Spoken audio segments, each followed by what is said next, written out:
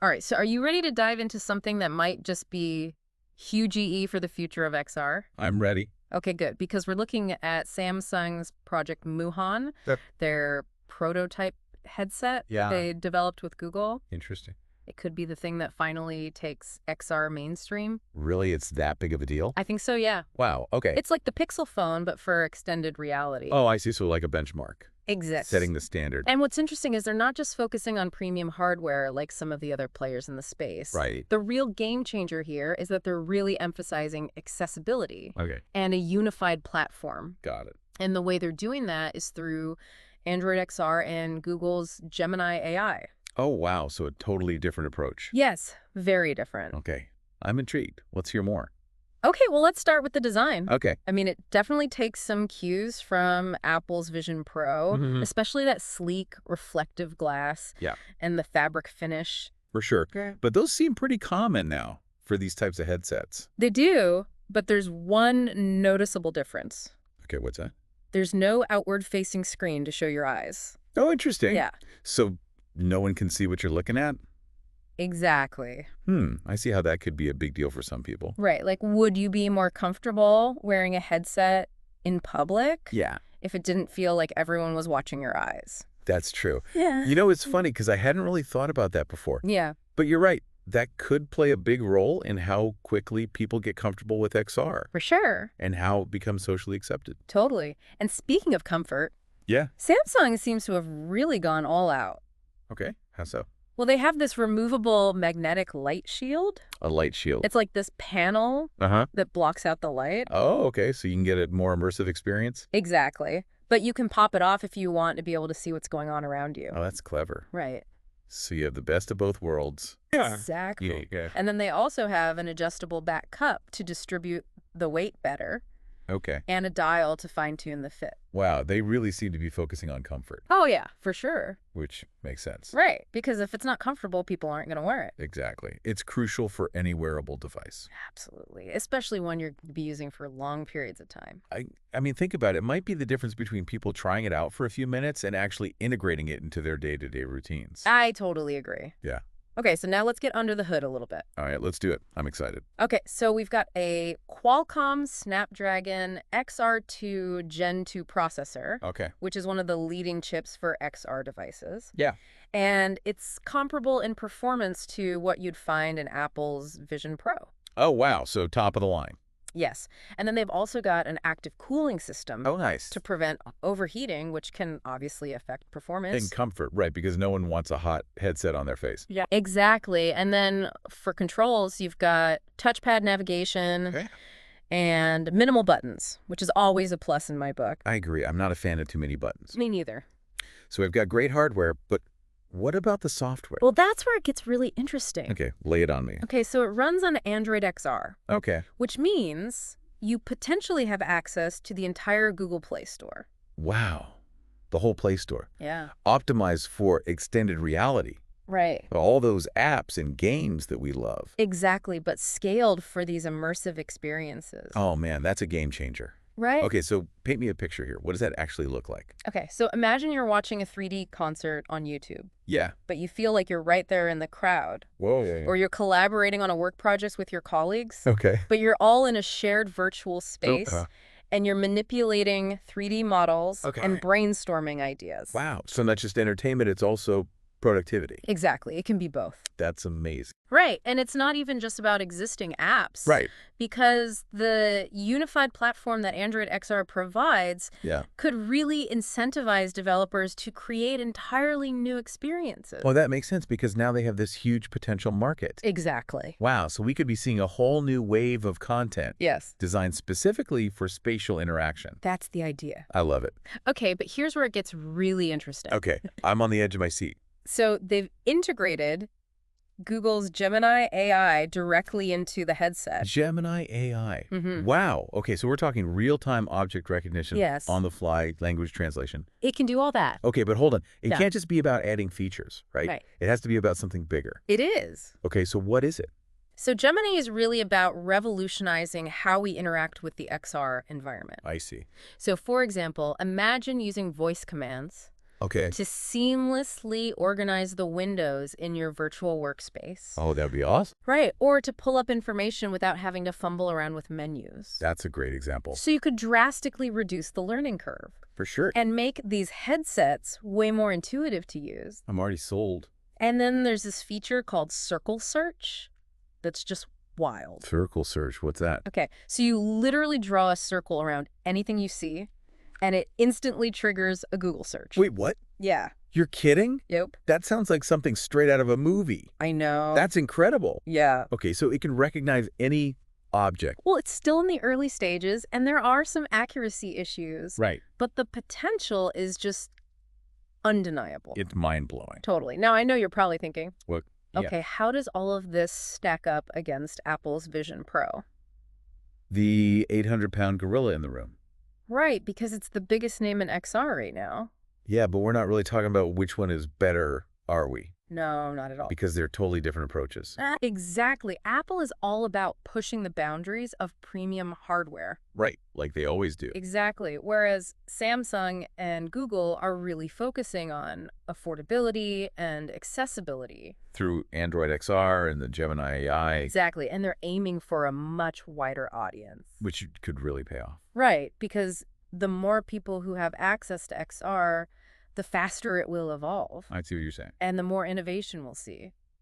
You know, it's really exciting to be at the forefront of this technological shift. It really is. Okay, so we've talked a lot about the tech itself, Yeah, but what does it all actually mean for us?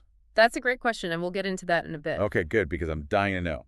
But first, let's take a closer look at some of the specific ways Project Muhan could be used, Sounds good. especially in areas like education and healthcare. Okay, let's do it. So we talked about the hardware and the software, Yeah, all the cool tech stuff. but let's actually dive into how Project Muhan could actually be used. Yeah, let's get practical. Imagine you're a student and suddenly history class isn't just about reading textbooks anymore. Right. With Muhan, you could be walking through ancient Rome, experiencing life as it was. That would be amazing. Millions of years ago. Talk about immersive learning.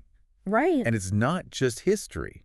Right. Think about medical students. Oh, yeah. Being able to practice complex surgery. In a virtual environment. Exactly, without any real-world risks. That's huge. Or budding engineers. Yeah. Designing and testing 3D structures. Without needing physical materials. Right, the possibilities are endless. It really is mind-blowing to think about how this kind of immersive learning could transform education. I agree, it's a game changer. But what about beyond the classroom? Yeah, good point. We've also heard about potential applications in healthcare. Oh, absolutely. Tons of potential there. Like what? Well, imagine therapists Right. using XR to create safe and controlled environments Yeah. for patients to confront phobias or practice social skills. That's amazing. Or surgeons using Muhan Mhm. to visualize complex medical data in 3D during an operation. So they can have a whole new level of precision. Exactly. It's incredible. It seems like there's really no limit to what you can do with this technology. It's pretty remarkable. But it's not all sunshine and roses, is it? Well, technology is perfect. Right. There are bound to be some limitations with a prototype like this. Like what? Well, some early reviews have mentioned that the display sharpness, Yeah. while good, isn't quite as crisp as what you'd get with the Vision Pro. Okay, so not a deal breaker, but... It's not a deal breaker, but noticeable. Yeah. And while the Gemini AI is super promising, Uh-huh. it's still under development. Right. So features like Circle Search, Yeah. while super cool, might need a bit more fine-tuning. For accuracy. Yeah, exactly. That makes sense. And what about the long-term comfort? Oh, that's a good question. All the adjustable features sound great, but how will it actually feel after wearing it for hours on end? We need more data on that. Okay. It's something that both Samsung and Google will have to address. As they move closer to a consumer release. For sure.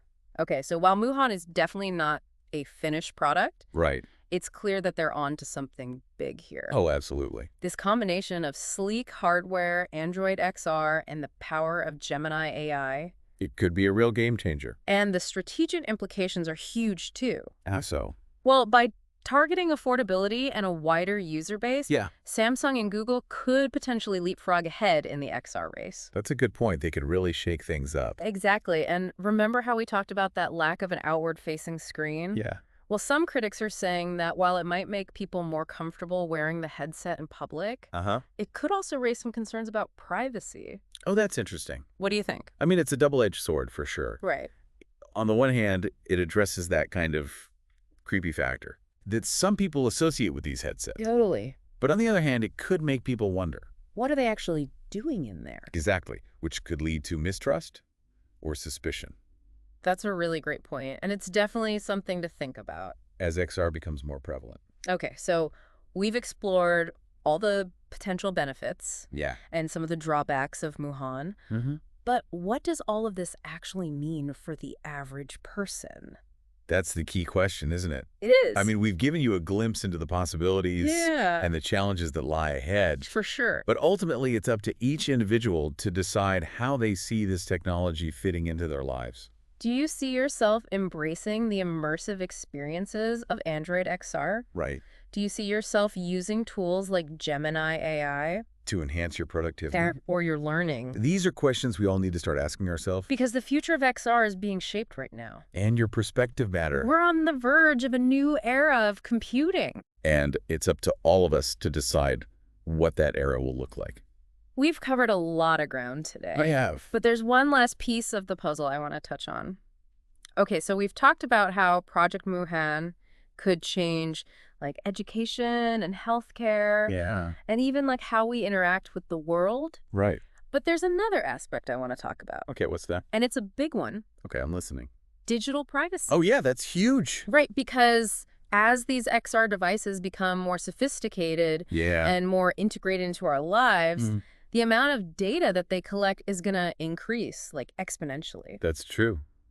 It's kind of scary when you think about it. Right. Like these headsets can track your eye movements, Yeah. your location. Your emotional responses even. Exactly. It's like a treasure trove of information. And that raises some serious ethical questions. For sure. Like it's a bit unsettling. Yeah. To imagine a future where companies know not just what you're looking at online, Yeah. but what you're looking at in the real world Right? And how long you're looking at it. and how it makes you feel. I mean, that level of insight could be incredibly valuable Oh, yeah, for sure. for business, For advertising but it could also be misused.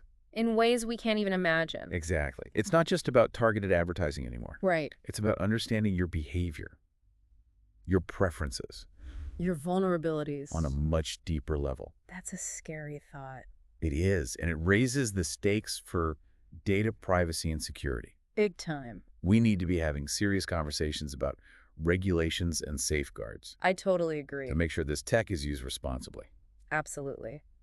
So while we're excited about the potential of Project Muhan and Android XR, Yeah, it's clear that we need to be mindful of the potential downsides too. right. It's a powerful technology. For sure. It could transform our world, Yeah. but only if we approach it with caution. And a commitment to protecting our digital rights. Absolutely. So as you continue to explore the world of XR, Yeah. keep these questions in mind. Okay, like what? Like, what data am I comfortable sharing? That's a good one. How can I make sure my privacy is protected? Yeah. And how can we collectively shape the development of this technology? So it benefits everyone. Exactly, because with great technological power comes great responsibility. Couldn't have said it better myself. It's true. And the choices that we make today Yeah. will determine what the XR landscape looks like tomorrow. That's a powerful thought. So let's make sure we're building a future Mhm. where technology empowers us Yeah.